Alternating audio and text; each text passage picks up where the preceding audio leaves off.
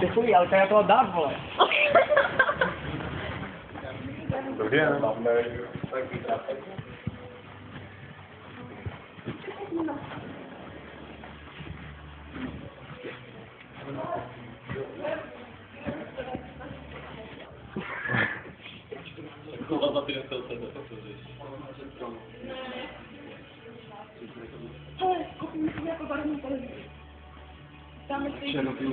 Černobílou televizi. Ne, černobílou nebo co tam počkej na televizi.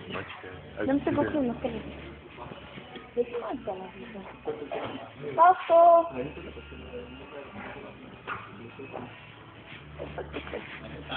Dobrý den. Máte prosím vás barevné televize? Vzadu jsou. A máte prosím vás modrou? Já strašně chci modrou do pokoje. Ne, máte tam pandu, bylo černou. To je škoda, já schání právě modrou televizi. Koupit. A vy jste mi už tak udělal radost, že máte barevné televize a mě zklamete.